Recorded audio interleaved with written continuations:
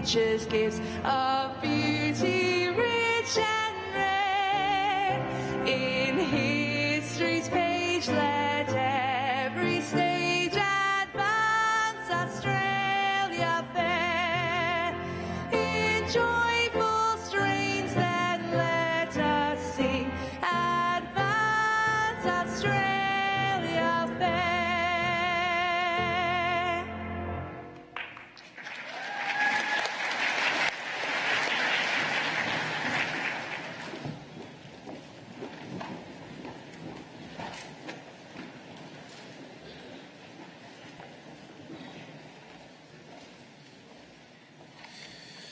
Good evening, ladies and gentlemen, and welcome to this truly wonderful occasion. On behalf of the University of Newcastle, I respectfully acknowledge the traditional custodians, the Pambalong clan of the Awabakal people, on whose traditional land this Callaghan campus of the University of Newcastle is located. And I pay my respects to elders past, present and future. As the Chancellor of this university and a graduate myself, I'm delighted to be able to celebrate with you today and recognise this milestone in your academic journey.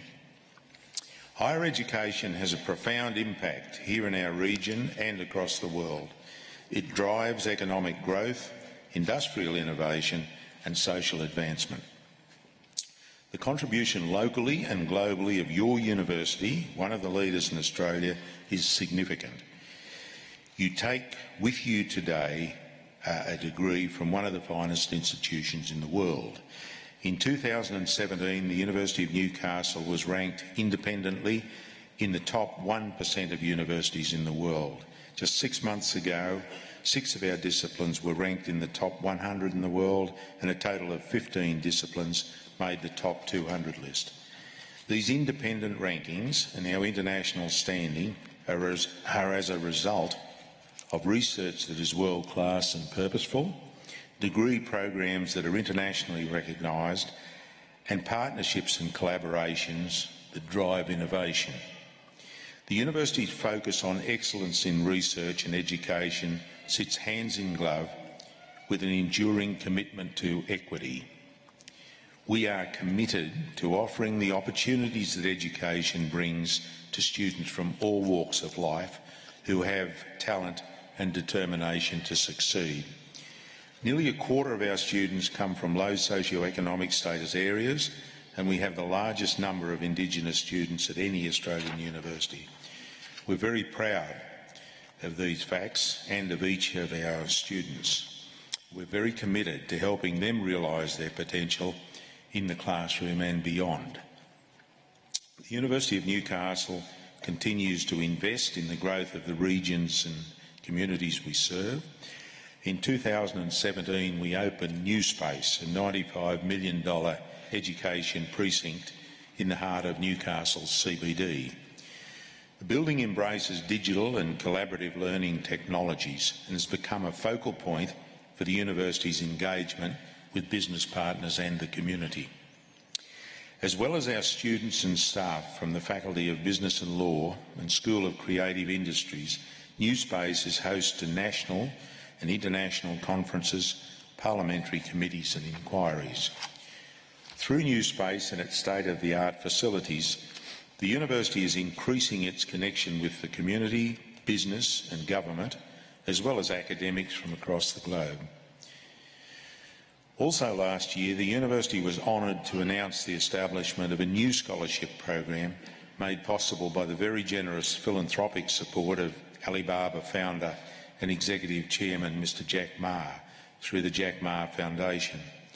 Jack Ma Foundation gave us more than $26 million to fund a first-of-its-kind scholarship program at this university. This marked the largest philanthropic commitment in our history and the Jack Ma Foundation's first philanthropic contribution in Australia. The commitment honours Mr Ma's remarkable friendship with Novocastrian Ken Morley, whom he met as a teenager while on tour with the Australia-China Friendship Society. The two remained very close friends until Mr Morley's death in 2004. The Ma and Morley Scholarship Program will be open to all students and reflecting our institution's values, it will also focus on those from disadvantaged backgrounds and our Aboriginal and Torres Strait Islander students. The University of Newcastle is a research-intensive university and a leading contributor to research in Australia and globally. Across many discipline areas, our researchers are making discoveries that offer solutions to some of the world's great challenges, and working with partners is key to our success. With state government funding, the university is part of a new university-led network to bolster defence-related research and development activity across New South Wales. The new Defence Innovation Network will bring together leading scientists and engineers from 7 New South Wales universities to focus on areas crucial to Australia's defence needs. Graduates, you are surrounded by your friends, family and the university community to celebrate the completion of your studies. Today also marks another important milestone, your entry into the University of Newcastle's alumni network. And you're in very good company. Tristan Williams completed a Bachelor of Music in 1998 at the University of Newcastle. Williams was Associate Principal Trumpet of the Melbourne Symphony Orchestra at the age of 21, before resigning in 2006 after 7 years to concentrate on his solo career. Has performed as acting principal trumpet with most of the Australian orchestras, and in 2004 was invited by Marcus Stenz to play principal trumpet in the Gazanish Orchestra's 100th anniversary concert of their premiere of Mahler's Fifth Symphony in Cologne. As graduates, you are now united with achievers like Tristan Williams and the people sitting around you as an alumnus of our university. Our network of passionate, talented and committed alumni stretches across the world. It now comprises more than 142,000 people in 145 countries. The network and its chapters offer unique opportunities to connect professionally and socially with other alumni, and I really encourage you to keep in touch. It's a very worthwhile activity. University of Newcastle Alumni Network will keep you connected to the life of the university and the peers who have helped you throughout your studies. Today, however, is the culmination of many years of hard work and a celebration of your commitment, your sacrifices, your friendships and most of all your achievements. The testament that will be presented is much more than a piece of paper. It's a symbol of all you've experienced during your time here at the University of Newcastle. Importantly, it also is an acknowledgement of the support of your family and friends who've been with you every step of the way on your journey to tonight. To family and friends, we know that each of you is here to acknowledge the hard work of a special person. We'd be very pleased, and I'm sure they would, if you were to let them know you're here with a cheer as they receive their degree. Your participation is an important part of the ceremony. Again, my heartfelt congratulations to each of you, our graduates. I see before me a group of graduates who have reached their goals through determination, commitment and sheer hard work. I trust that each of you will move forward in the world with these same attributes and make a remarkable contribution in your chosen field and your communities. I'd now call on the Vice-Chancellor, Professor Carolyn McMillan, to introduce this evening's occasional speaker.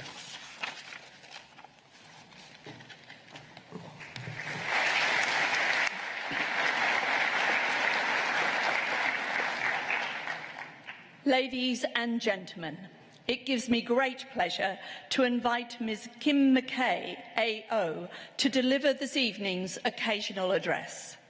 Ms. McKay holds a Bachelor of Communications from the University of Technology in Sydney. She is the Director and CEO of one of the nation's most important cultural and scientific treasures, the Australian Museum, the first woman to hold the role in the museum's 190-year history. She is also known as an environmentalist, author and international marketing, communications and sustainability consultant. In the significant role of Director and CEO, Ms Mackay is responsible for leading the country's oldest museum. Our first public museum was established in Sydney in 1827 with the aim of procuring many rare and curious specimens of natural history.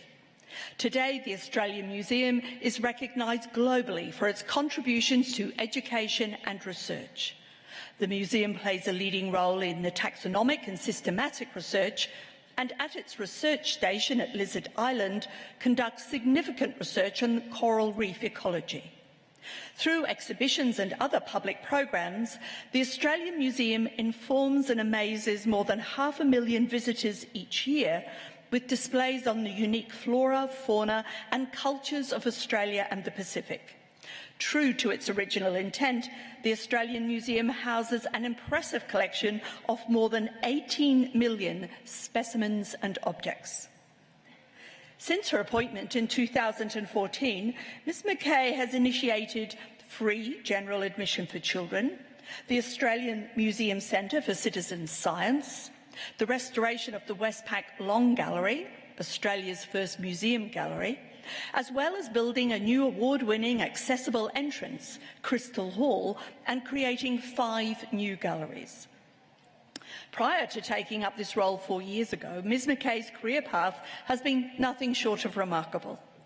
In 1989, after helping stage the historic Clean Up Sydney Harbour Day, where 40,000 people turned out, Ms Mackay co-founded Clean Up Australia with former Australian of the Year and solo yachtsman Ian Kernan. Clean Up Australia is one of the largest community environmental projects in Australia, attracting more than 500,000 volunteers each year. In 1992, she co-founded Clean Up the World, securing partnerships with the United Nations Environment Programme and international corporate support, and the programme operates in over 100 companies. Prior to her success with Clean Up, Ms Mackay worked in media in the United States for the Discovery Channel and National Geographic Channels International. This started a long and rewarding partnership with the National Geographic Society, which resulted in the creation of the Genographic Project with population geneticist Dr. Spencer Wells. One of the largest and most wide-ranging projects in National Geographic's 120-year history, this global study traces humankind's migratory history during the past 60,000+ years and involves the community through the purchase of a DNA cheek swab test kit to identify an individual's ancestry. More than 360,000 test kits have been sold, raising millions of dollars for the project's legacy fund to benefit cultural preservation and education projects in Indigenous communities around the world. Ms Mackay was also the founder and former managing director of Momentum 2, a Sydney-based social marketing, communications and sustainability consultancy working on projects for National Geographic Society, Qantas and Harpo Productions. It was her agency that managed the operations and media and publicity for Oprah Winfrey's tour of Australia in 2011. In addition to her role with the Australian Museum, Ms Mackay is involved in not-for-profit organisations, including as an advisory board member for the 1 Million Women campaign and the Sydney Institute of Marine Science. She is a member of the Science Advisory Panel of the University of New South Wales, the Vice-Chancellor's Industry Advisory Board at the University of Technology in Sydney, and is an adjunct professor at the Macquarie Graduate School of Management. In 2016, she was appointed to the MacArthur Foundation to be part of an international judging panel for the new US $100 million grant, 100 and change, awarded to an organisation which devises a solution to a critical problem affecting people, places or the planet. And she is the only person representing Australia on this panel. In 2008, she was awarded an Officer of the Order of Australia for her distinguished service to the environment and the community. Ms Mackay has said that she is driven by the belief that everyone can make a difference. Her remarkable passion, ingenuity and contribution to the environment serves as an example to us all. I am delighted that Ms McKay is able to join us on this very special occasion for our graduates from the Faculty of Education and Arts. Ladies and gentlemen, would you please join me in welcoming Kim McKay, AO, to deliver this evening's occasional address.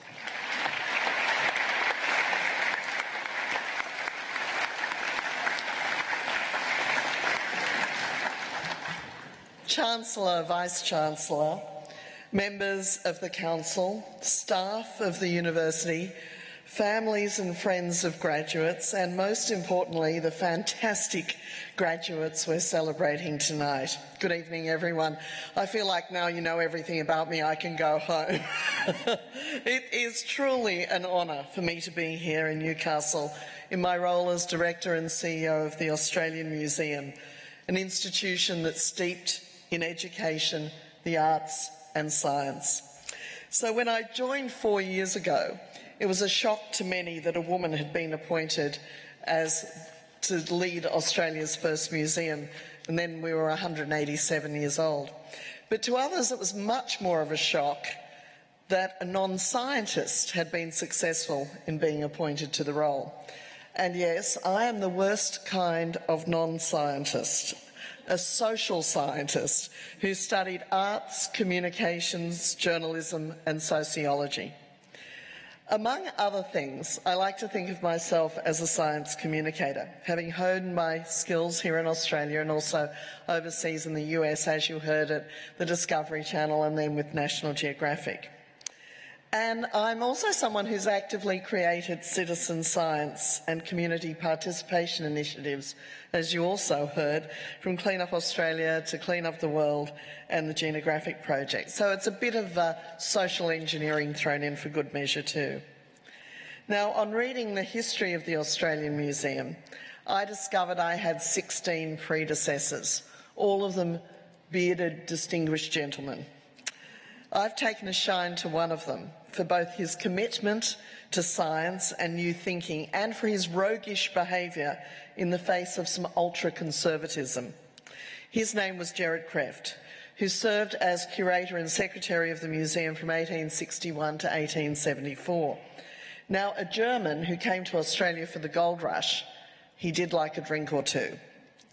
Krefft was an evolutionary theorist and he corresponded regularly with Charles Darwin, and he named more than 30 Australian species, including the saltwater crocodile, the cassowary and the lungfish.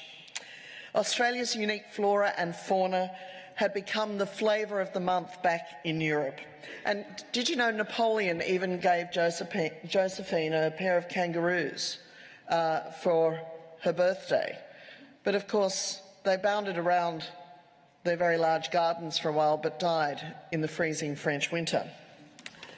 And today, if you travel to Europe and to other countries around the world, you'll find Krefft's name in museums as well as in Australia. So at the time, the trustees of the Australian Museum, remember he's an evolutionary theorist and this was radical at the time, all the trustees were creationists.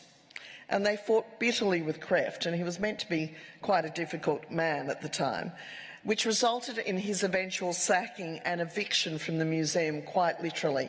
They carried him out on the chair he was sitting on. And now when directors of the museum leave, we get carried out on a chair as well, and I'll be looking for a couple of hefty blokes to help me when my time is up. So before this occurred, Krefft had befriended a naturalist, A.W. Scott. He resided here in Newcastle on nearby Ash Island in the Hunter River. Scott was undertaking an ambitious project to catalogue all the moths and butterflies in Australia, recording their habitats, behaviours and form. He had two daughters, Harriet and Helena, known as the Scott sisters. They were 2 years apart only in age, and they were brilliant scientific observers and had an extraordinary artistic talents as scientific illustrators. These two women devoted their early life to recording, cataloguing and drawing in minute detail all the moths and butterflies of Australia. And they knew the flora and fauna of Ash Island inside out. Indeed, it is their records that have helped modern-day volunteer conservationists in their quest to restore the natural environment of Ash Island. It was pretty degraded here in the Hunter River before the volunteers took hold. So Harriet and Helena were both artists and scientists, but they were frustrated that they could not go to university along with their male friends.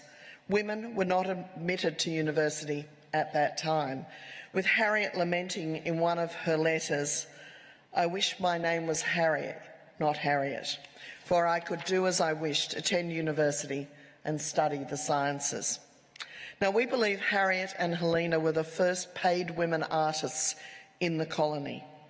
Both worked for the Australian Museum as scientific illustrators for Gerard Kreft's many books, including his seminal tome on the snakes of Australia. Indeed, descendants of Kreft believe there was a romance blooming between Harriet and Kreft, who was a frequent visitor to Newcastle and Ash Island. It ended abruptly, unfortunately, when the milkmaid on Ash Island was found to be pregnant, and she soon became Mrs. Kreft. Now, she lived there for quite a while, I might tell you, at the museum.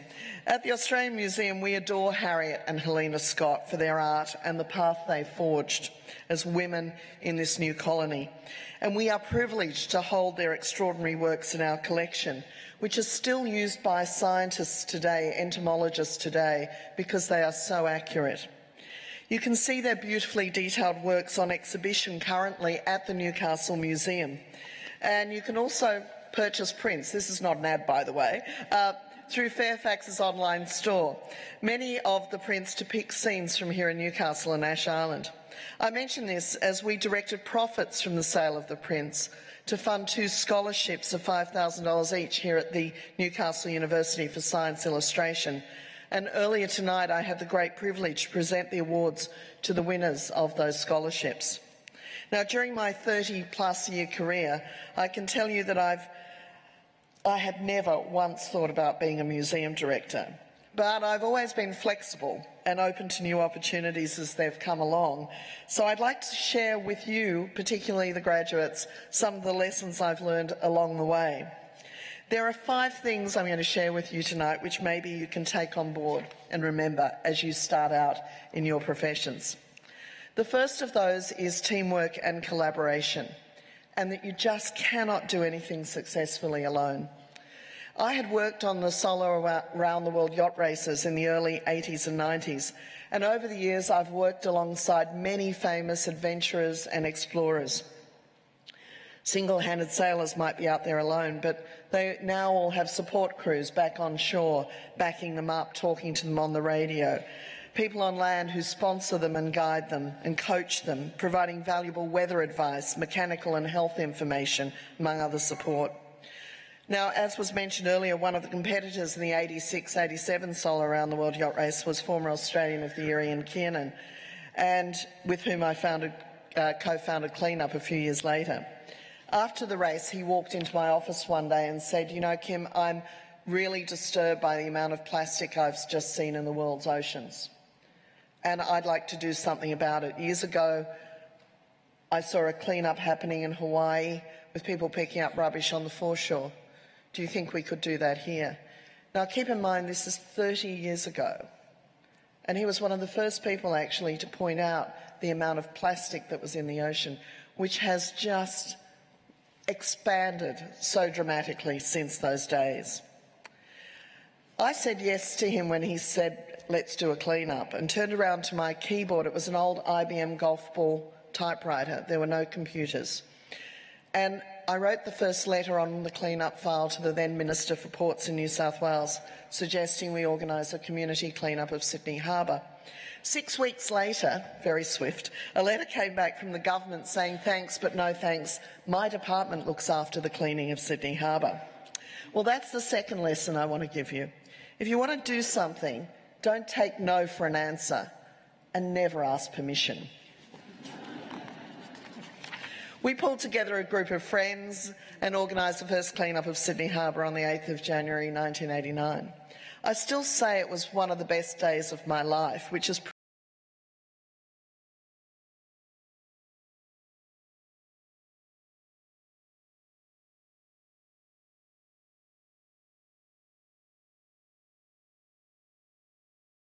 rubbish a real new problem that we didn't understand before, that we picked up 3,000 syringes on the beaches around Sydney Harbour. Our band of volunteers working together had done something amazing. They'd helped change the future of Sydney Harbour. It had been used as a garbage dump since white settlement, and now it was on a new course, which is why today we have one of the cleanest working ports in the world. And it's not perfect, but it's been improving ever since. Did you know there are over 570 species of fish in Sydney Harbour, which is more than you would find in the Mediterranean or in the entire UK coast region, just in one harbour? Quite extraordinary.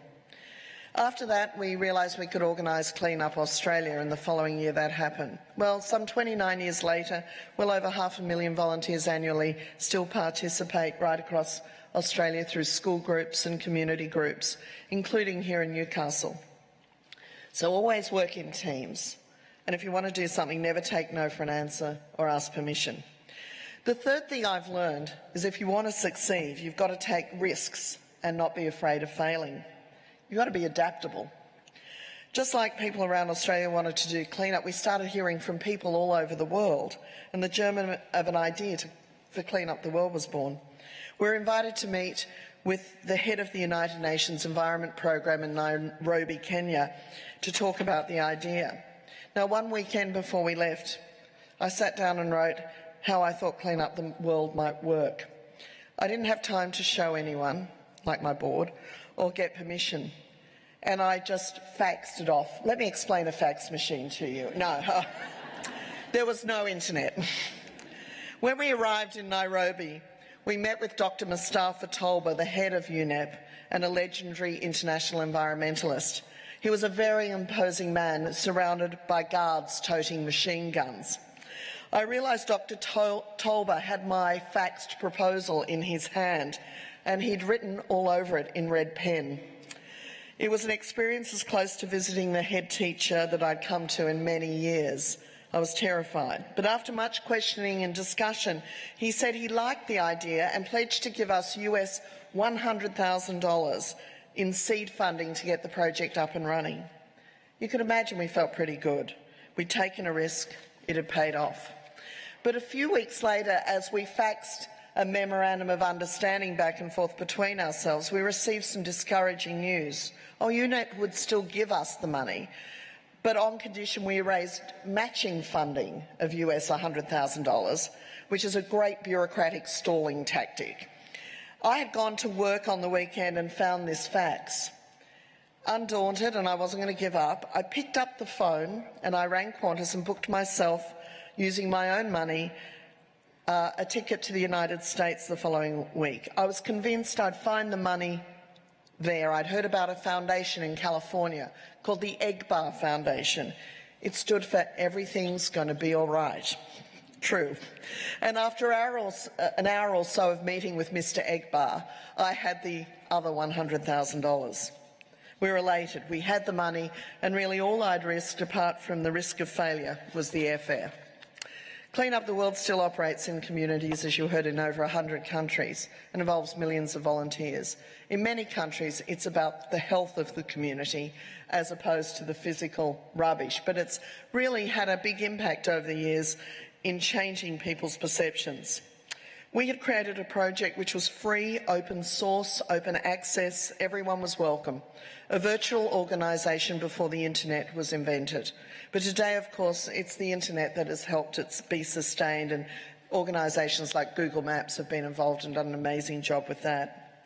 So the fourth point I want to share with you is that it is up to you to change things. There is no use sitting around and waiting for someone else to do it. Problems can only be solved, governments voted in or out, waterways restored, new discoveries made, children educated, and museums transformed if you decide to take action and be involved. And what is exciting about tonight, as I look at you all, is that I know that each of you is in a leadership position now to change things in the future. In the early 2000s with National Geographic, I got to work at NASA's Jet Propulsion Laboratory in California, just a few months before the Mars rovers first were sent into space. There I met and talked to the last man who walked on the moon. You know, there were only 12 men who got to walk on the moon as part of the Apollo project. The last man's name was Dr. Gene Cernan. Gene passed away just in the last few years, but he told me what it was like to walk in space and to look down over the continents, including Australia, to look back at planet Earth, which he said was the big blue planet, and it should be called Planet Ocean. Talk to any astronaut that you find, and they'll all tell you the same thing, that being in space made them realise the fragility of the Earth and that its bounty is not limitless. Now, through our work at the Australian Museum, I'm trying to continue to try and change things. We've recently launched a climate change citizen science project called Frog ID. There are over 650 species of frogs in Australia, who knew? And they are the canaries in the coal mine of climate change. But we don't know how they're being impacted. With the help of IBM and a federal government Inspiring Australia grant, we've developed a free Frog ID app where you can record frog calls. We've coined the term audio DNA, and that's how frogs are identified, by the calls they make, not by what they look like. It's like Shazam for frogs, because we'll tell you what frog you're actually listening to, which is great fun, believe me. So if you're a lonely person, get out late at night with a torch. You never know who you'll meet out there. Now, already I'm pleased to say more than 42,000 people have downloaded the app and close to 27,000 frog calls have been uploaded and geolocated. We've recorded over half the frog species in Australia already, and we only launched the project at the end of last year. We think one of the participants, or I like to call them players because this is Pokemon for real, might have even discovered a new frog species. So creating awareness about environmental impact is one thing, but actually getting people to engage and go frogging with family or friends is amazing. It's the hands-on participation that I know changes behaviour. I think a lot of environmental management in the future is going to be up to you. You're all at the coalface of environmental action, whether you're there as educators, as communicators, or indeed artists. And every success is actually about timing. And I'm going to tell you tonight, now is your time. We're relying on you. So to recap the 4 things I've told you about so far: always work in teams. We all need the support of others. Never take no for an answer or ask permission if you want to do something. You have to take risks to succeed and not be afraid of failure, because it will happen to us all at some point.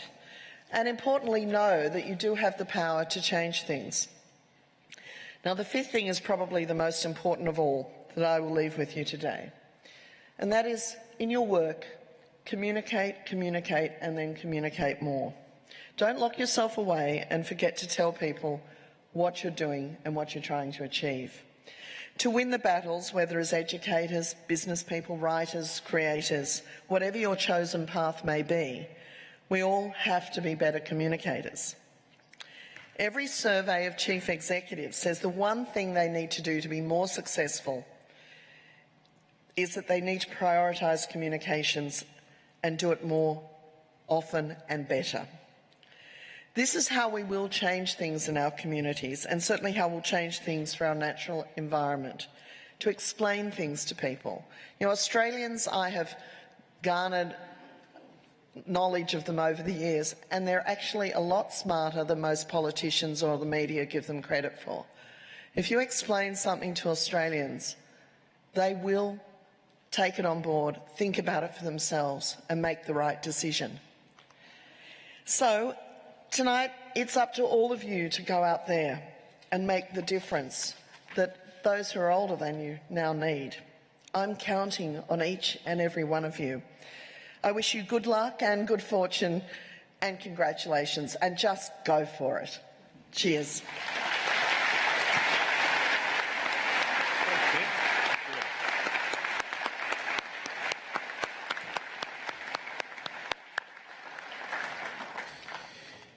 Thank you, Ms McKay, for what was an enthralling address, I felt. Your 5 points, I'm sure, have been taken on board by tonight's graduates, embellished, I think, by your amazing enthusiasm. And I think that's probably the 6th point. If people could only be as enthusiastic as you are, take their skills with them, the world would be a different place. I'd also like to just reflect on the start of your address, the Scott sisters and Ash Island. Thank you for your very generous sponsorship of 2 scholarships at our university. It's greatly appreciated, and we appreciate you delivering them personally. And I just reflect on the fact that since those days of the Scott sisters, so much has changed, and I think we're very proud of the fact that 56% of the graduates of the University of Newcastle are in fact women. And that's great. There's still some vacant spots in science and engineering, and we're encouraging women to apply themselves in those fields. But certainly a lot has changed since those early days on Ash Island. So thank you indeed for your address. We greatly appreciate you giving us that time, and I'm sure a lot of us have renewed interest in visiting the museum. Thank you indeed. I now call on Professor John Germoff, Pro-Vice-Chancellor Academic and Pro-Vice-Chancellor for the Faculty of Education and Arts, to present graduates from that faculty. Chancellor, I present to you candidates who have fulfilled the conditions for admission to awards of this university. I request that awards be conferred in absentia upon all candidates whose names appear in the graduation ceremony handbook but couldn't be with us today. Professor Germoff, I have pleasure in conferring awards on all candidates who have satisfied the requirements of their degree. Chancellor, a higher degree by research is awarded to a graduate who has successfully completed a program of study in which the defining characteristic is research. Doctor of Philosophy graduates have undertaken a program of independent, supervised study for the equivalent of 4 years full-time. These graduates have produced significant and original research outcomes, culminating in a thesis which has been independently examined by external expert examiners of international standing. These graduates have developed a substantial body of knowledge at the frontier of a field of work or learning that constitutes a truly original contribution. Candidates can apply their knowledge and skills to demonstrate autonomy, authoritative judgment, adaptability and responsibility as an expert and leading scholar, with the ongoing capacity to generate new knowledge. Today, the University is proud to honour graduates who have satisfied the rigorous criteria for the award of Doctor of Philosophy. Chancellor, I present to you Ari Chand, who holds a Bachelor of Teaching Secondary, Bachelor of Fine Art and a Bachelor of Natural History Illustration with honours from the university, from this very university, for the degree of Doctor of Philosophy.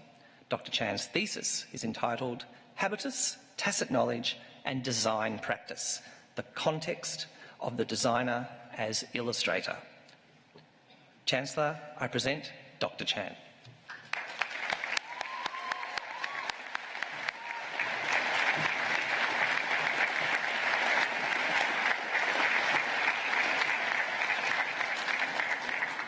Chancellor, I present to you Penelope Dunstan, who holds a Graduate Diploma of Education from Sydney Teachers College and a Master of Agriculture, Crop Science from the University of Sydney for the degree of Doctor of Philosophy. Dr. Dunstan's thesis is entitled Wayfinding Through Shadowlands, Making Mindscapes Matter. Chancellor, I present Dr. Dunstan.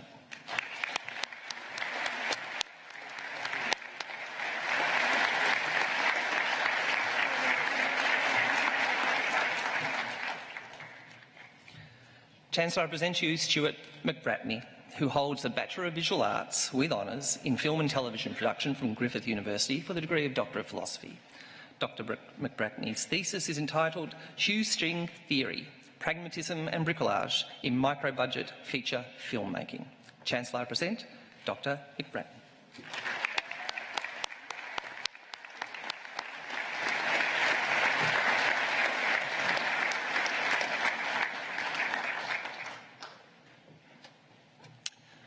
Chancellor, I present to you Leisha Stewart, who holds a Bachelor of Communication with Honours from this university for the degree of Doctor of Philosophy. Dr Stewart's thesis is entitled Television News Discourse, a multimodal critical discourse analysis of how coverage of the 2013 Australian federal election shaped narratives about asylum seekers. Chancellor, I present Dr Stewart.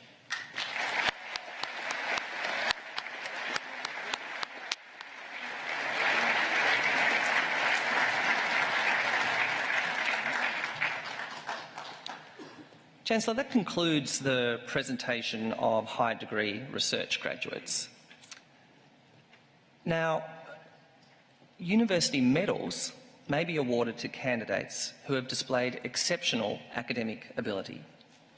To be considered for this award, a graduate must have a consistent record of exceptional academic achievement at all levels of their degree program and qualify with the highest level of that degree.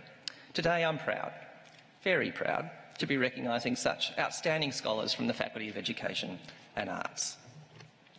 Chancellor, it is with great pleasure that I present to you graduating with a Bachelor of Communication Honours with Honours Class 1 and the University Medal, Robert Crosby.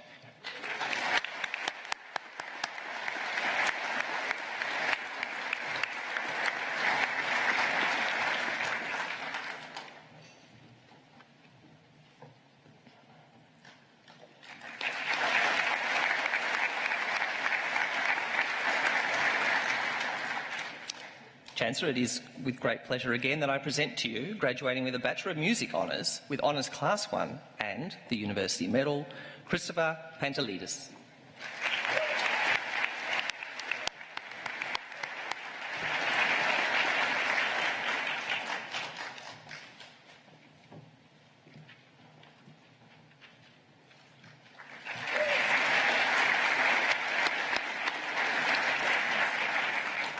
And Chancellor, it is with equally great pleasure that I present to you graduating with a Bachelor of Natural History Illustration Honours with Honours Class 1 and the University Medal, Catherine Barham.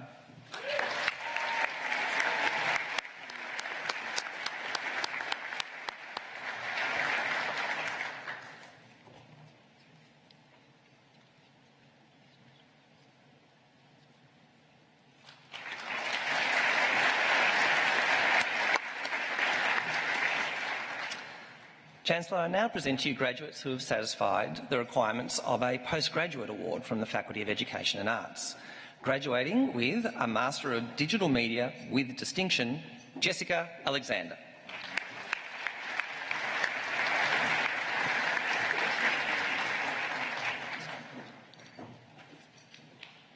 David Andrews.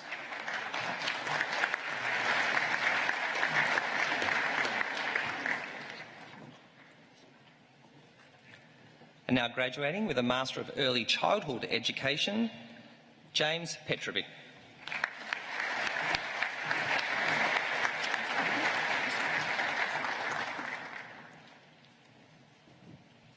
Graduating with a Master of Educational Studies with distinction, Erin Connors.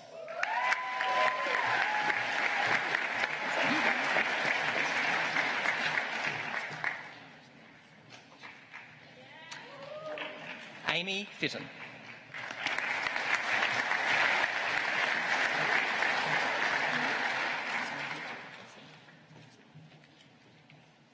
Andrew Gibson.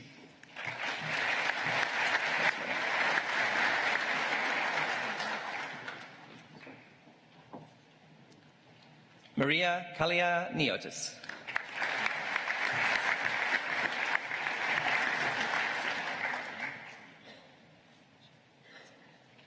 William Laverance.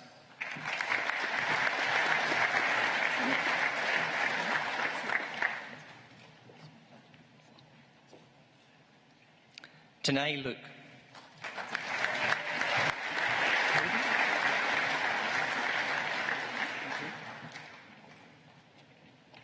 Katie Martin.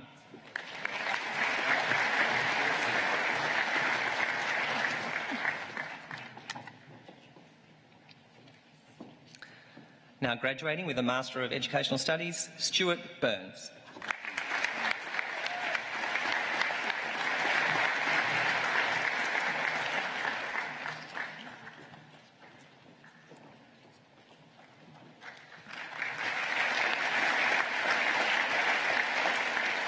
Amy Davis.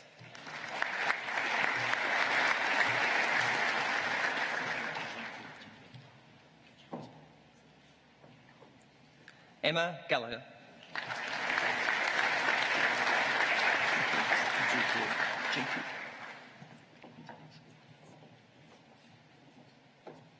GQ Opriya.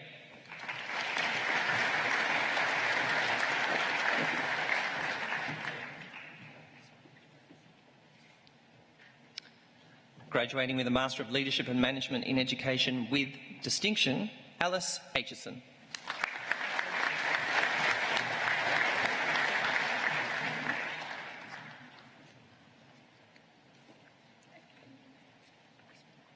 Anne Dukeman.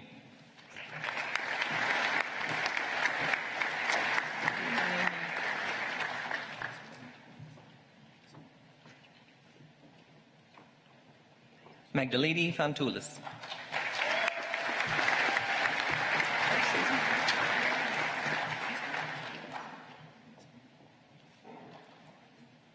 Susan Zenos.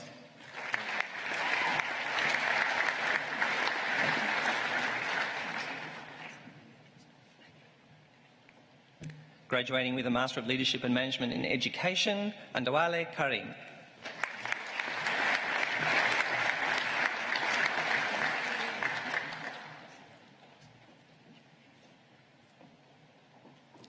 Tegan King.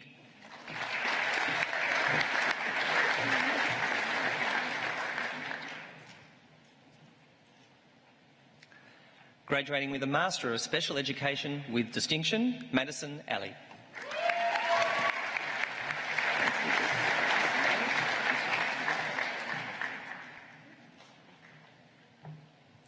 Deirdre Balderston.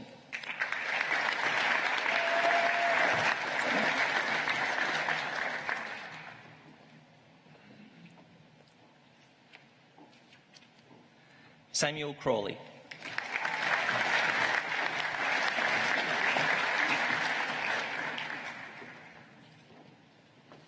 Erin Cross.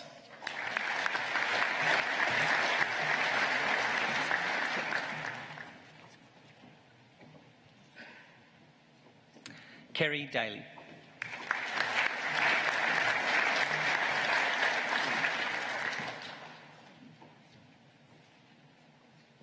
Cheryl Dimmock.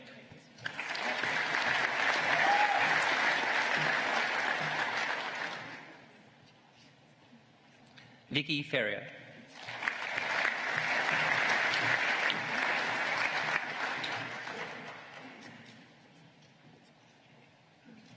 Kira Bonnie Gleeson.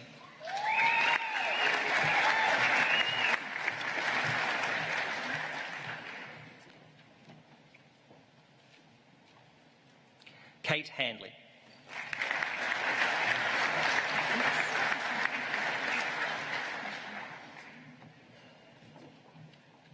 Christy Hunter.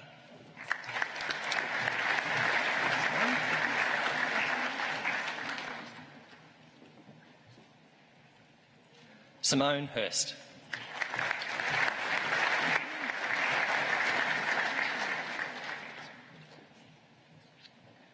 Rangita Kaur Jakanda Singh.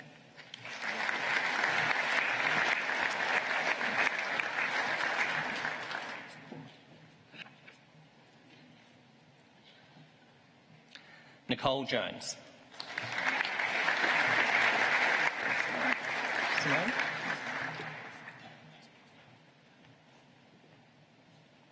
Simone Lampard.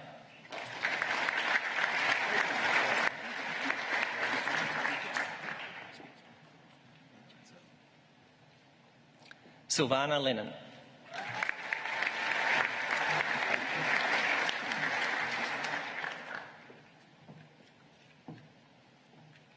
Toby Lord.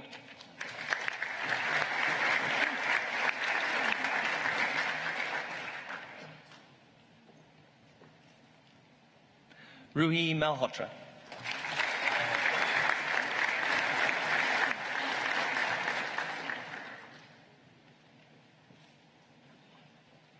Tamsin Mayo.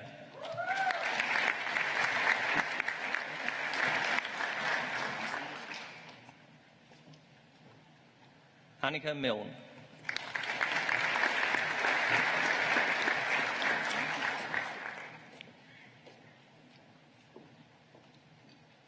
Nora Peters.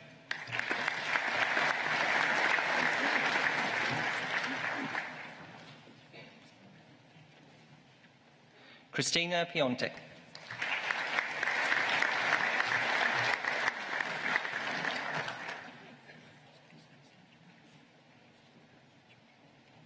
Karen Price.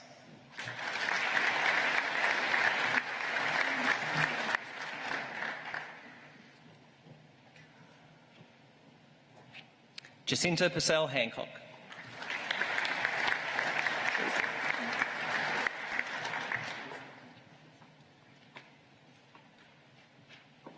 Teresa Sanderson.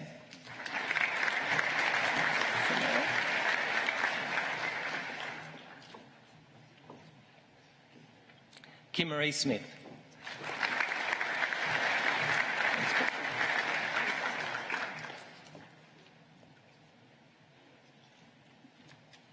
Petra Squires.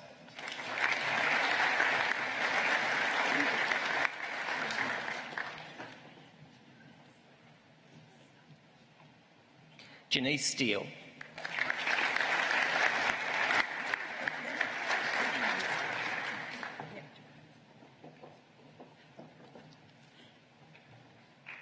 Amanda Sullivan.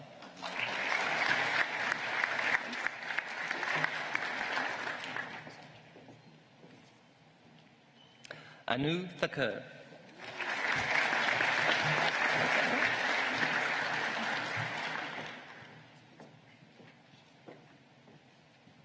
Abigail Turner Jensen.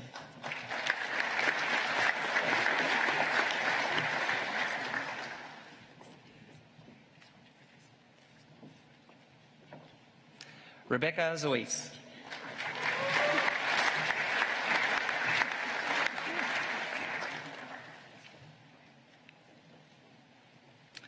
Graduating with a Master of Special Education, Kobe Binkins.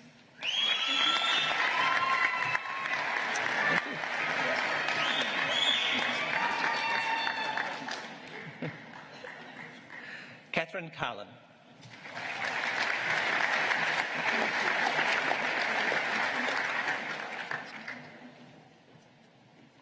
Tan Nan Chen.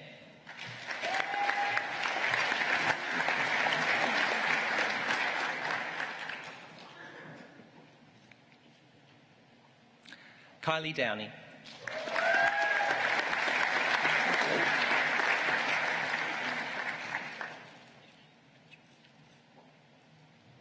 Lee Farmer.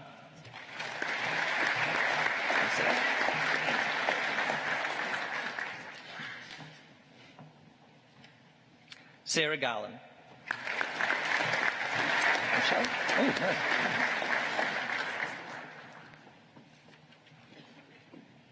Jeanette Gaylard.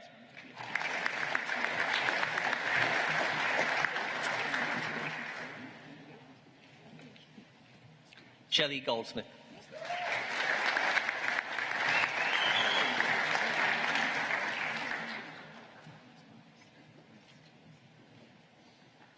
Jodie Kelly.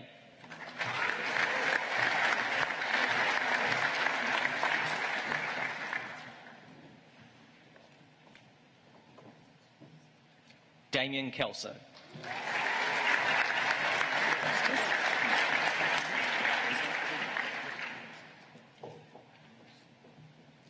Tess McCall.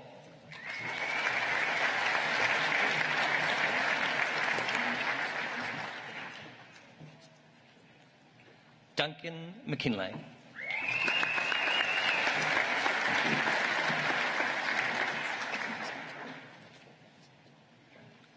Chaiwat Munuan.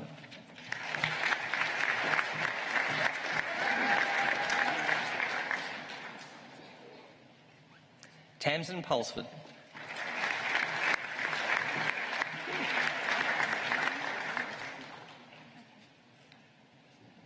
Cassandra Ross.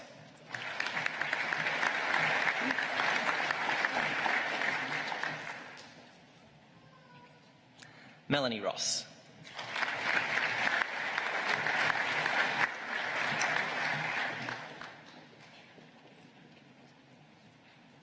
Alison Stewart.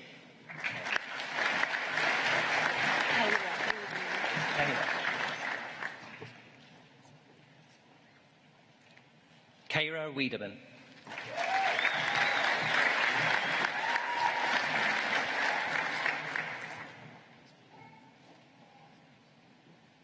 Tracy Wolfen.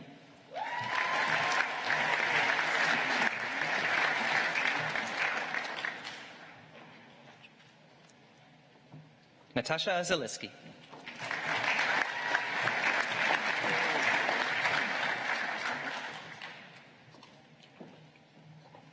Graduating with a Master of Theology, Daniel Lynch.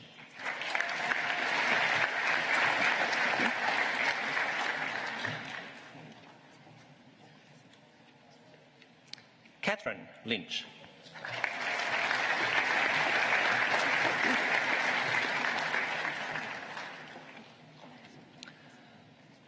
Chancellor, I now present to you graduates who have satisfied the requirements for a bachelor's degree from the Faculty of Education and Arts.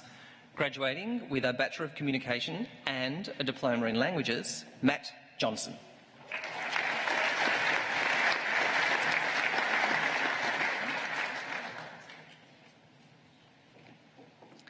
Graduating with a Bachelor of Communication Honours with Honours Class 1, Tiffany Hollenberg-Kay.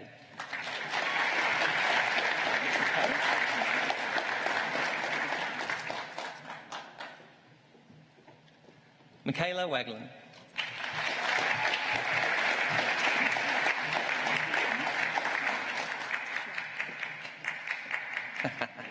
I wonder who that is. Graduating with a Bachelor of Communication with Distinction, Nicholas Audet.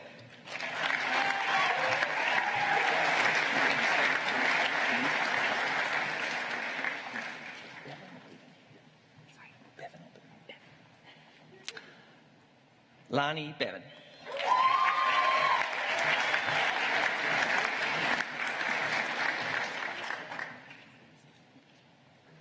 Thomas Birch.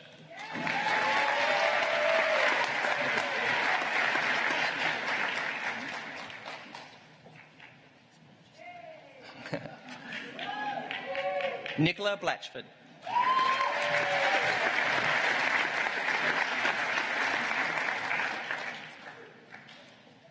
Jacob Booth.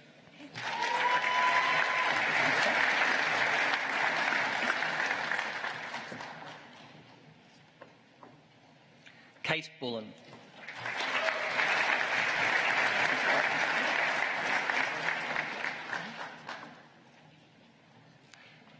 Laura Carroll.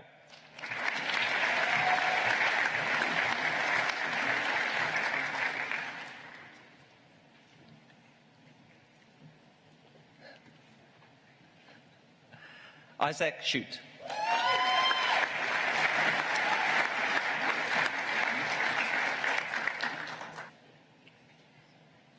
Nicola Dalby. Yeah.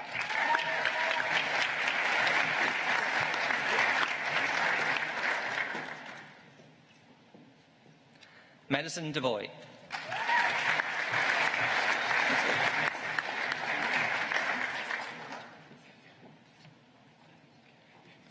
Luke Donnelly.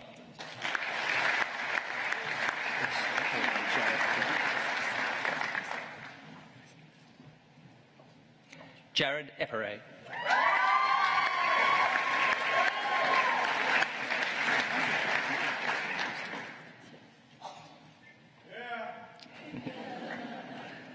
Brooke Hines.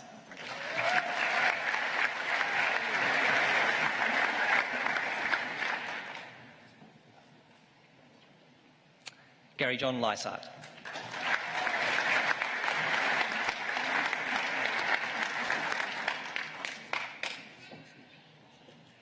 Amy McKenna.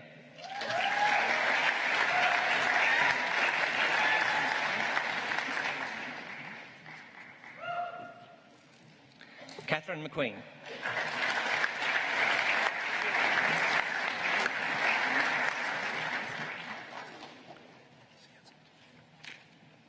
Jack Moran.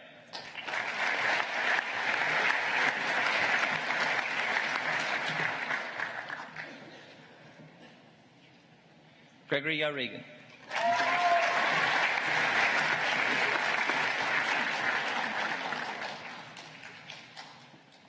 Alan Parker.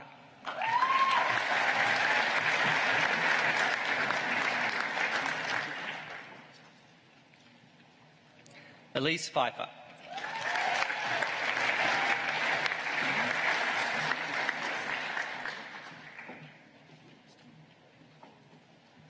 Emily Rockabar.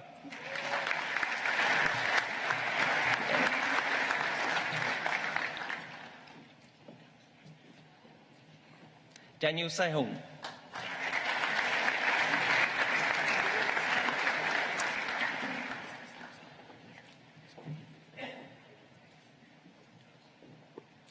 Emma Sifley.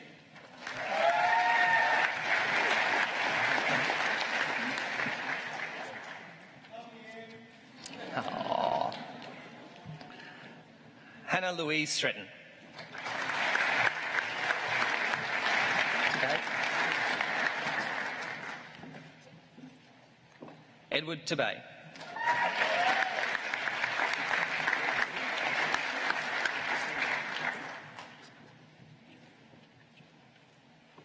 Olivia Tohey.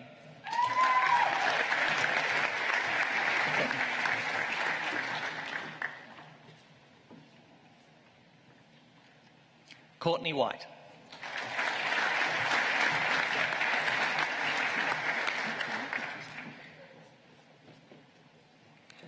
Graduating with a Bachelor of Communication, Sharon Baltimore.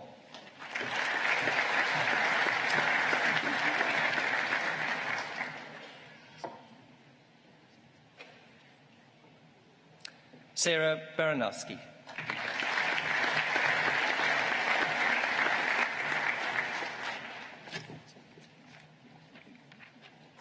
Kate Booth.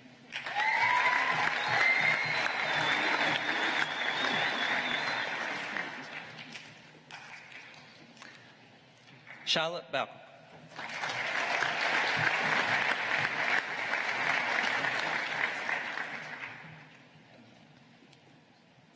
Daniel Braithwaite.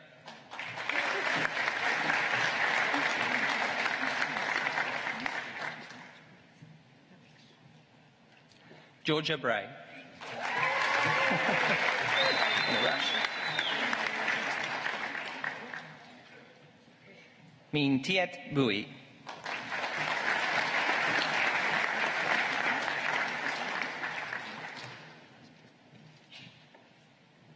Brittany Butterworth.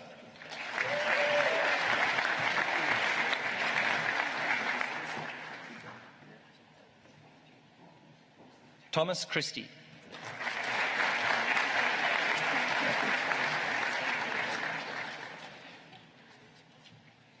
Matthew Clark.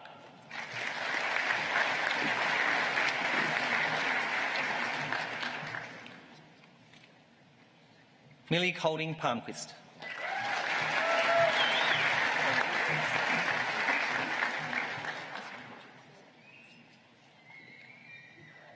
Michael Cook.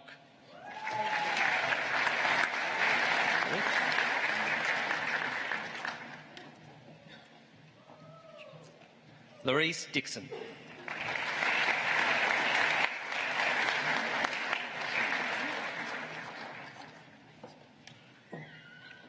Daniel Evers.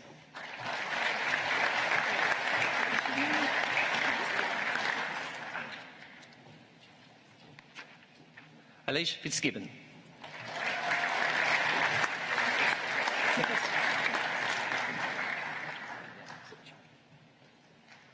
Nicholas Franklin.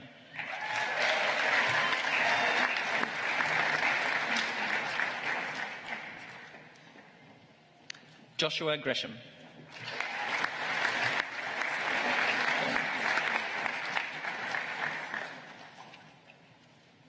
Erin Hakopa.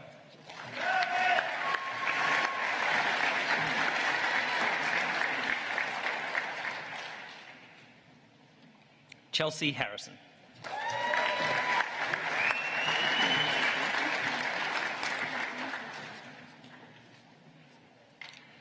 Janaya Heath.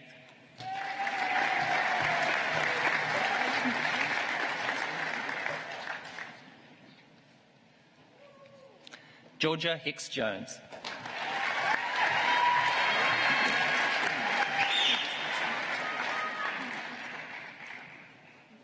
Jordan Hodnick.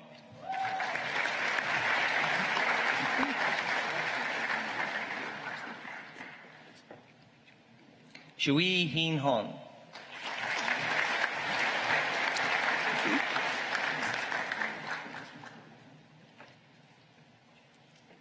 Claire Jones.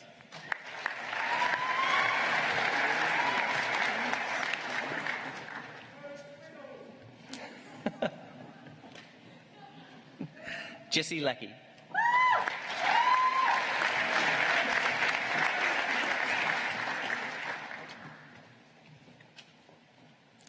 William Lentel.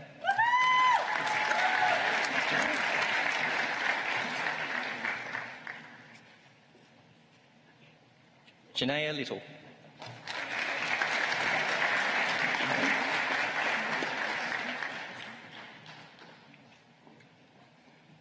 Holly Livingston. No? Mackay.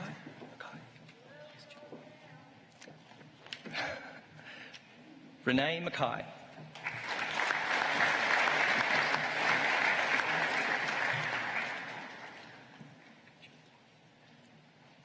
Rebecca McKinnon.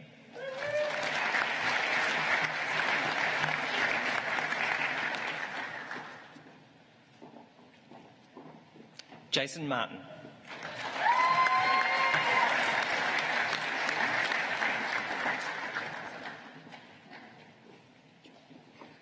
Cassidy Martin Scully.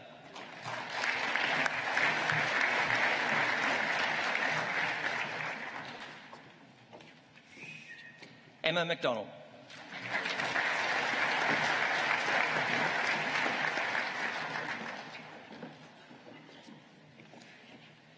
Mary Louise McInerney.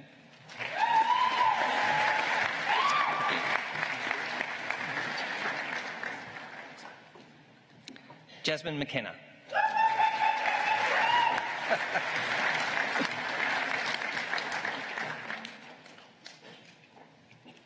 Georgia Metcalf.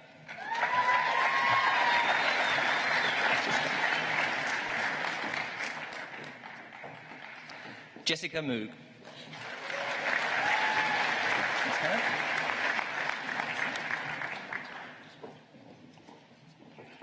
Hannah Moore.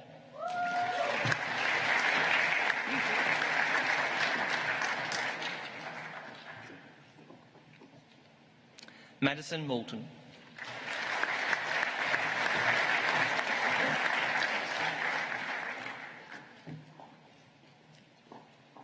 Katrina Nash.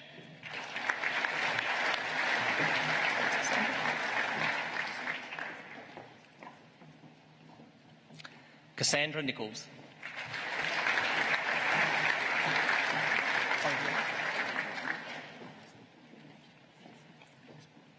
Madeline O'Hare.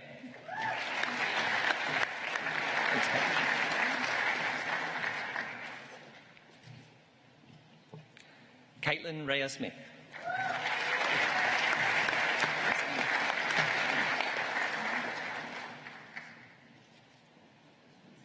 Amy Ralph.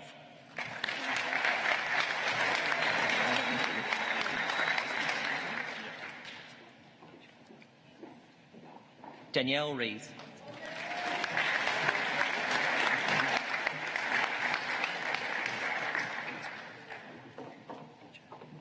Callum Roberts.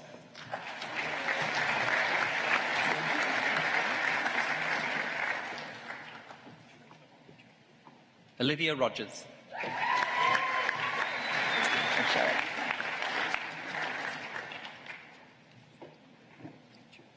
Charlotte Ross.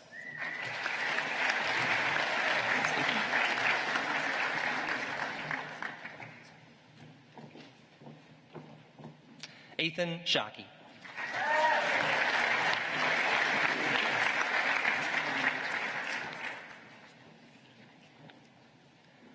Kaya Skawinski.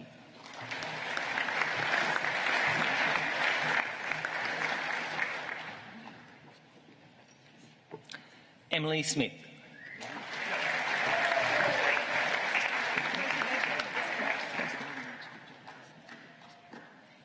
Grace Smith.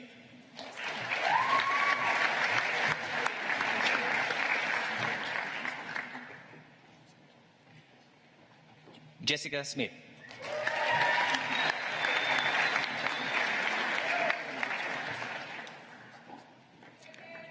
Justin Smith.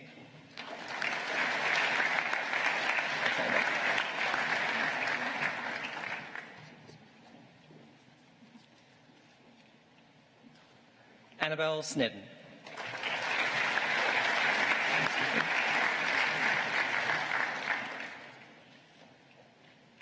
Elizabeth Traynor.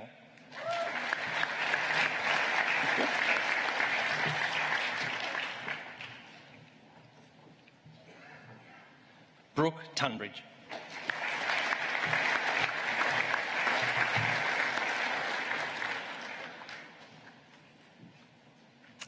Chancellor, that concludes the presentation of graduates from the Faculty of Education and Arts at this time.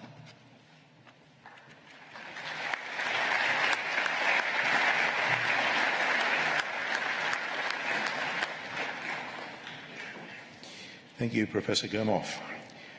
We'll now enjoy a musical interlude by Baroque Flute Trio, Ms Ruth Crosby, Miss Sarah Meffam and Miss Sarah Monk. Sarah Meffam and Sarah Monk are both graduates of our Bachelor of Music program. Tonight they'll be performing Vivace Rigodon of Sonate en Re majeur by Johann Joachim Quartz. Thank you.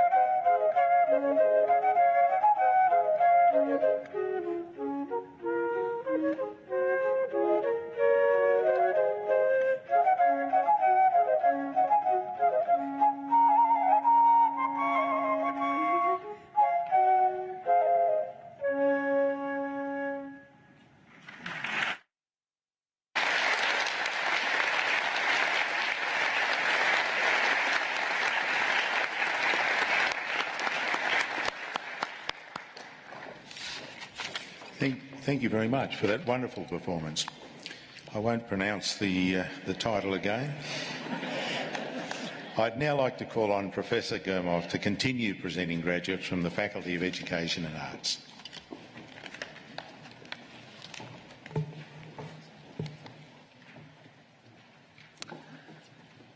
Chancellor, graduating with a Bachelor of Fine Art Honours with Honours Class 1, Nicholas Barlow.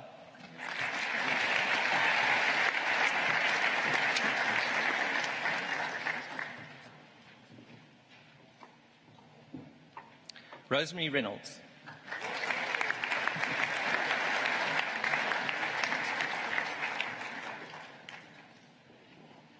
Graduating with a Bachelor of Fine Art Honours with Honours Class 2, Division 1, Shannon Cadman.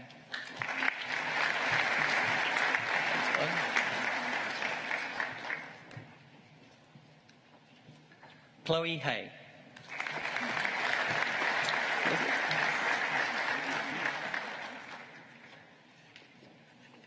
Elizabeth Mackenzie.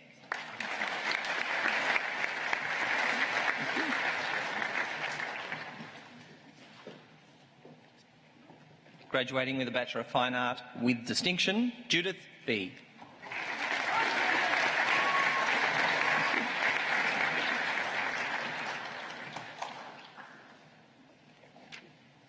Melissa Bull. Gail.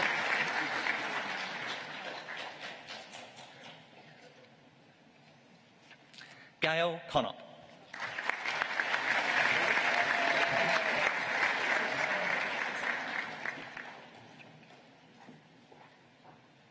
Claire Kemp.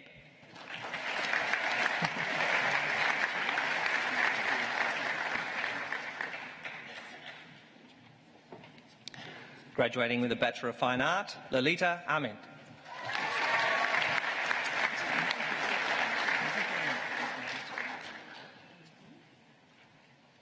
Kane Anderson.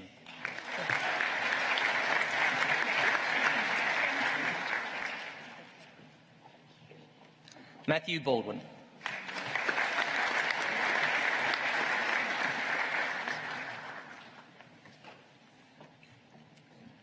Lynette Bridge.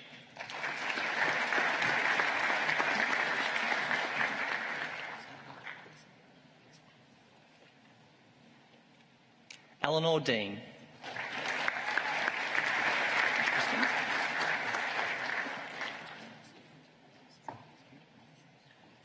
Natalie Gertz.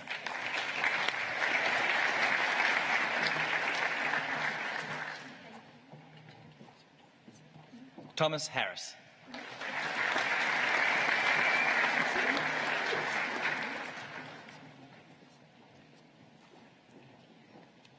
Illy Hellier.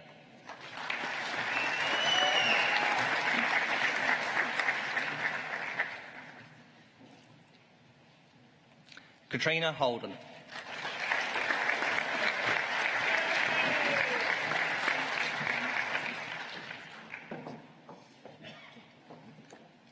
Christina Kemp.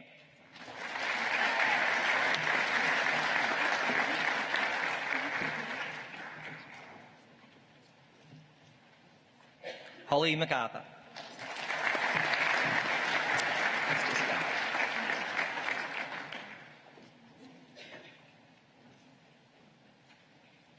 Jessica Mukadana.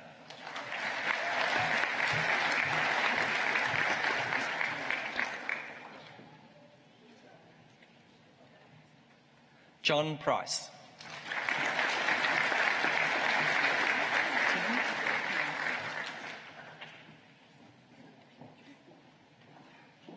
Hayley Timmins.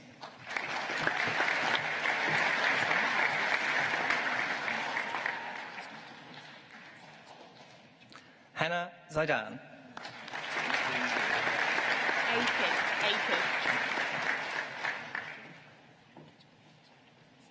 Graduating with a Bachelor of Music Honours with Honours Class 1, Sophie Aiken.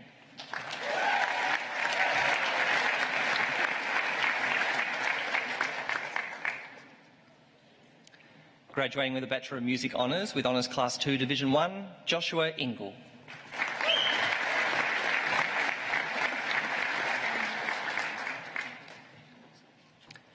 Graduating with a Bachelor of Music with Distinction, Cassandra Dankert.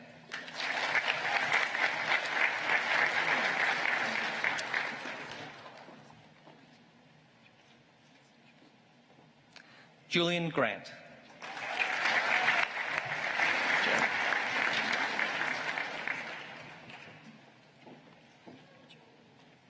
Jared Nichols.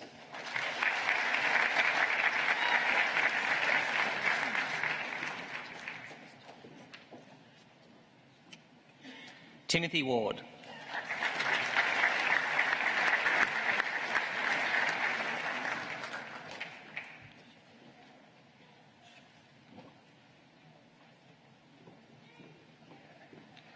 Graduating with a Bachelor of Music, Alex Bell.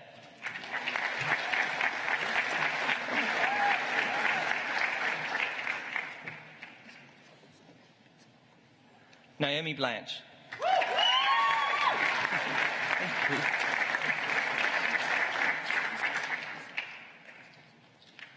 Charity Chuang.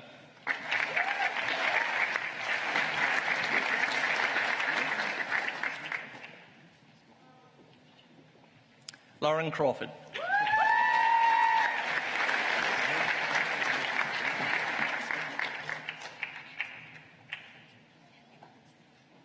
Jake Cronin.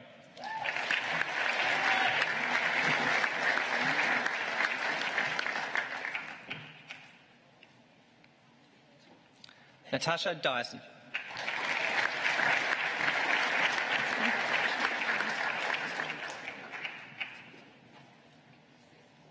Amy Harris. Thanks, Lachlan.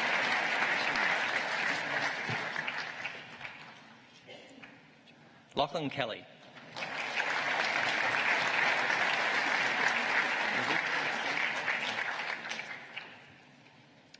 Benjamin Levick.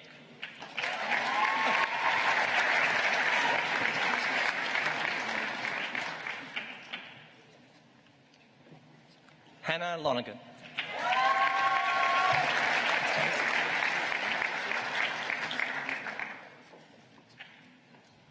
Tavis McLennan.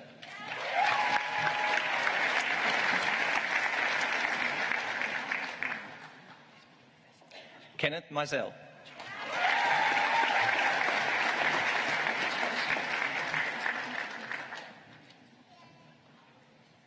Hamish Nugent.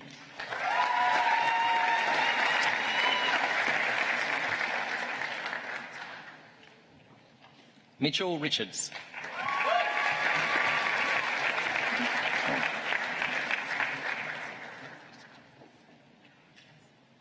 Victoria Stanmore.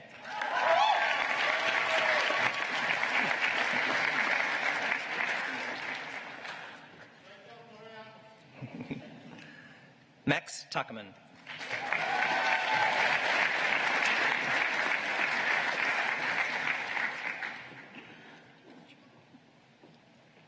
Madison Watts.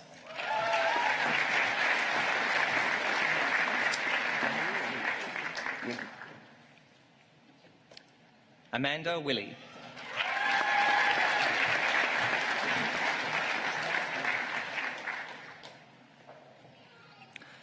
Graduating with a Bachelor of Natural History Illustration with Distinction, Alexander Barnes Kogan.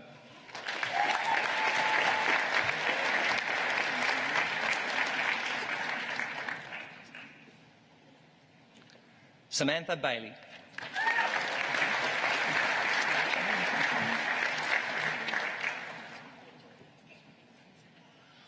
Shannon Bellamy.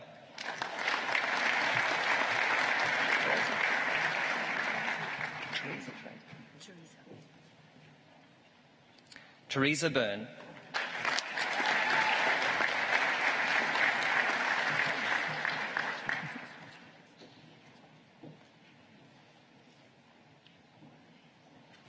Daniel Cox.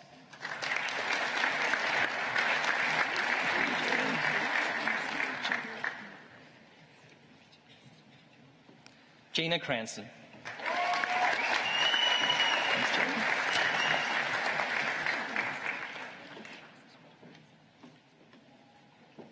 Gillian Hewitt.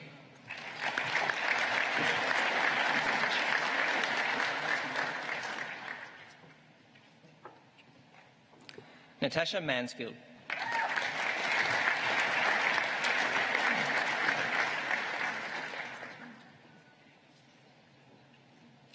Graduating with a Bachelor of Natural History Illustration, Zoe Colson.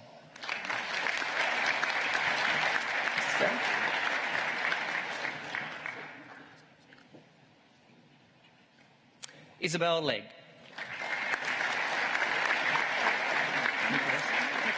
Newcastle. Steffi Mikowski.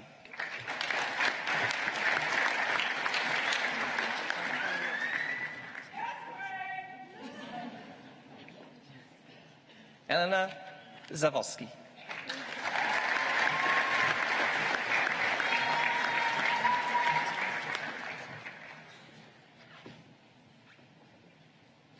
Graduating with a Bachelor of Teaching, Humanities Honours, Kanisha Redman.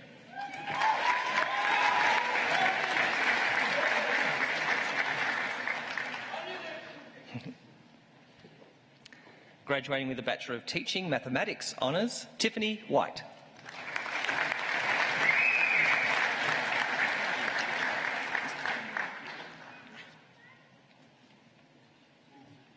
Graduating with a Bachelor of Teaching Primary, Bachelor of Arts, Jacqueline Chamberlain.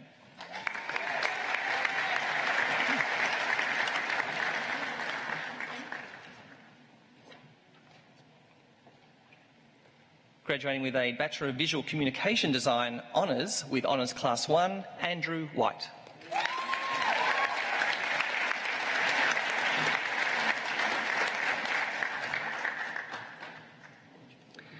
Graduating with a Bachelor of Visual Communication Design Honours, Honours Class 2, Division 1, Zoe Mallet.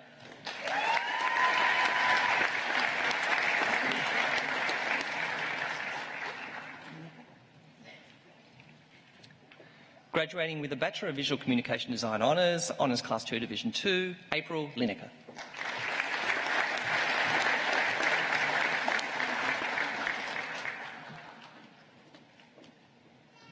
Now graduating with a Bachelor of Visual Communication Design with distinction, Jackie Brock.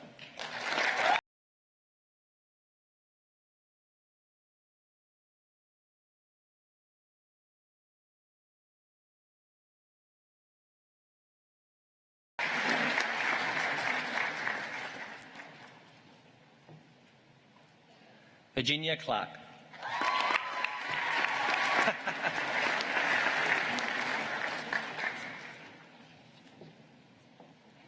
Erin Conroy.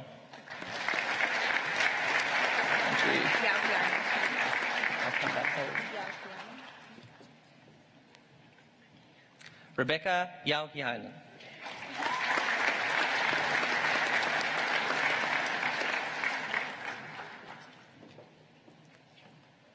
Emma Lovelock.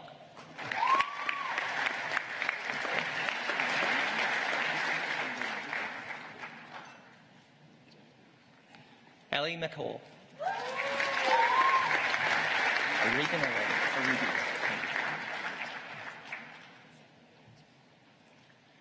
Richard O'Regan.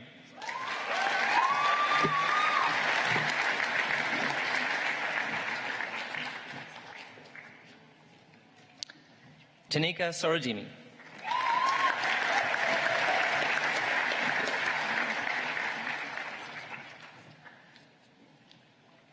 Graduating with a Bachelor of Visual Communication Design, Tony Joanne Alford.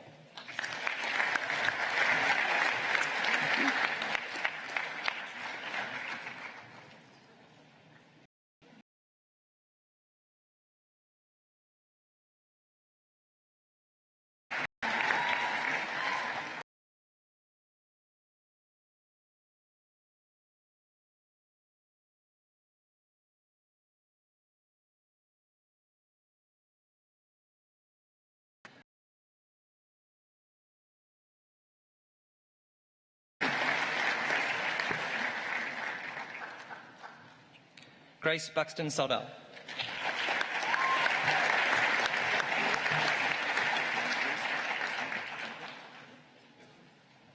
Tessa Corrigan.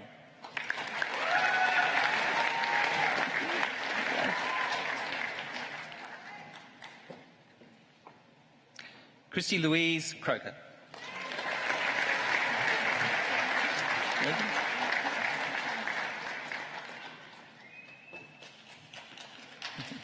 Megan Donnelly.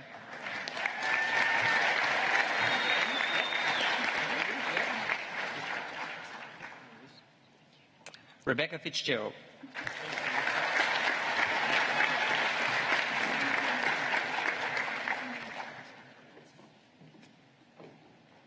James Hadfield.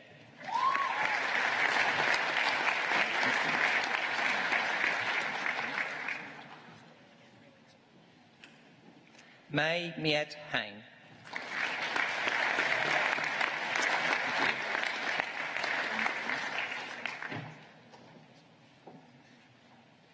Phoebe Hicks.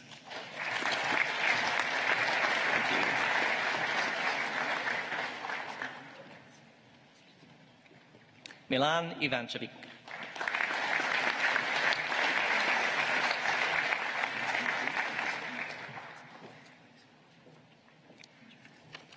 Ellen Laurie.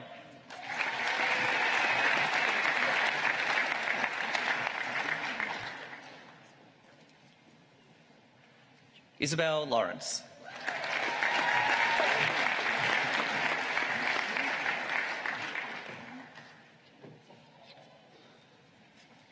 Katie McLean.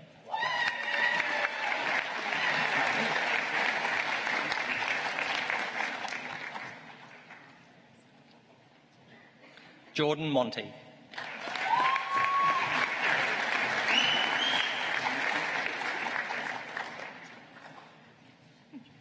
Amy Nash.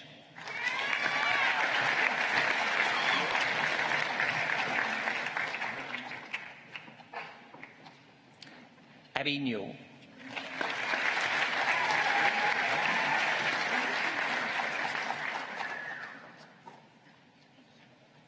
Luke O'Donnell.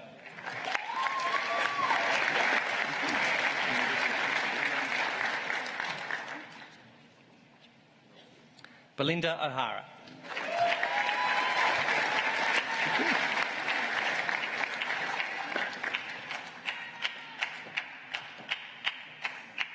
Young Palmer.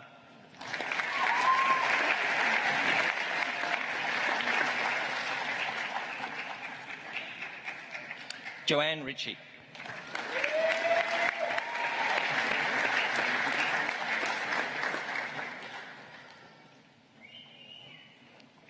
Hayden Sawchuk.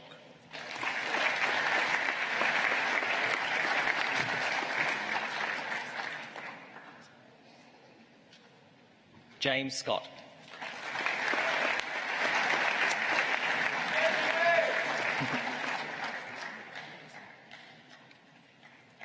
Taylor Smith.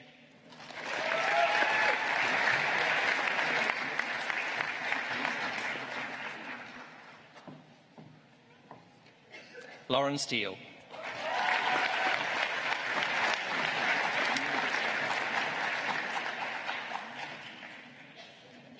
Claire Taylor.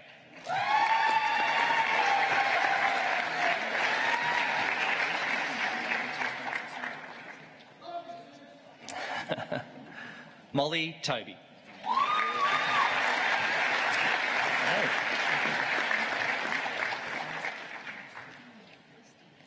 Now, Chancellor, that concludes the presentation of graduates from the Faculty of Education and Arts. But I now present to you graduates who have satisfied the requirements for an award from other faculties. Graduating with a Bachelor of Business with distinction, Melinda Goldman.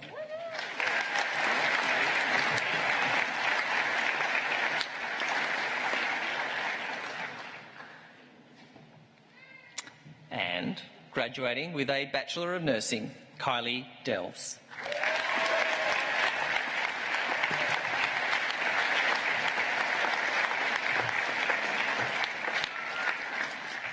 Chancellor, that concludes the presentation of graduates.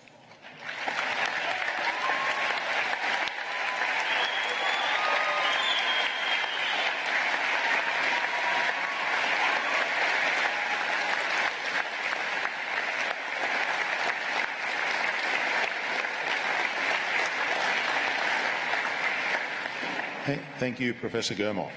I now have great pleasure in inviting Mr Robert Crosby, who graduated earlier with a Bachelor of Communications with Honours Class 1 and the University Medal, to speak on behalf of the graduates. Thanks, Robert.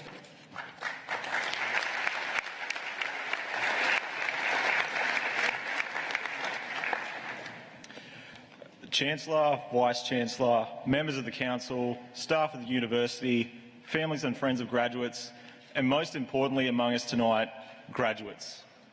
We're here tonight to recognise the achievements made by all the people who began their time at UON many years ago.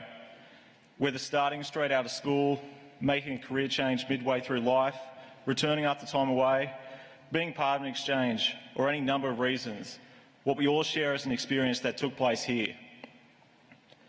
Over the years, we've developed not only in our ability to wade through the demands of lectures, tutorials and assessments, but in how we view the world and who we want to be as people. Whether you leave here tonight as a graduate of education, media, arts or communication, it is important to understand that your degree is but a small part of your time here. The people who allowed you to prosper mean more than something to put on your resume. The friends, academics, family members, all helped play a part in getting you to this point. To those people, we thank you for the support you have provided over this time and into the future. But it would be remiss to dismiss what you as a graduate did to be here tonight. For everyone who played a part, you had to make the choice for yourself. There were any number of times to opt out and decide uni wasn't for you. But in the end, you had to decide for yourself that being here was worth the sacrifices. Education has long been considered the great leveller in society, where regardless of your social standing, you have the ability to better yourself. It is for this reason that I want to highlight the graduates who are here tonight having progressed through the university's pathway programs. Programs like New Step, Open Foundation and YPUG have enabled individuals to realise their potential. As a society, we ought to view education as an investment in people, and that same investment should continue to be afforded to the next generation of students. To everyone here tonight, it is a great accomplishment to graduate with a degree. It's made possible by a lot of support, but it's ultimately because of what you were willing to do to graduate. I'll leave on the words of two artists I came across at the beginning and the end of my time at UON. The first from the musical Avenue Q. Life may be scary, but it's only temporary. Everything in life is only for now. And the second, more recently, from David Leopepe. Say yes to life. You may leave here tonight uncertain where life may take you. The good times, the bad times will come and go, just as they did throughout uni and will continue to outside of it. So to the unknown opportunities that arise next, say yes. Thank you.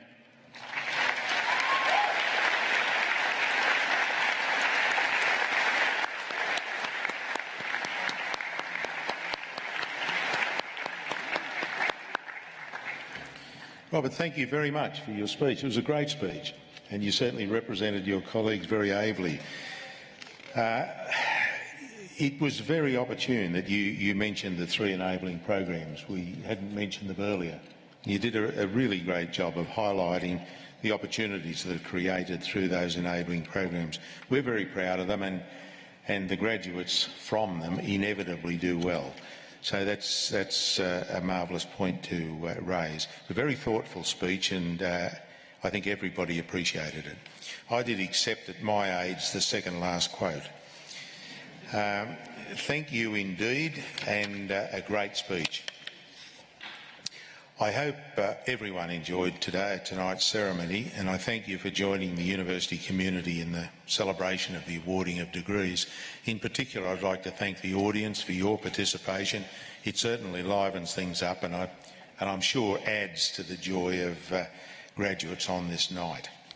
Before I declare the ceremony concluded, though, I would like to ask that the graduates remain seated and invite my colleagues up here and all of our guests to stand and join me in applauding the wonderful achievements of our graduates. Thank you.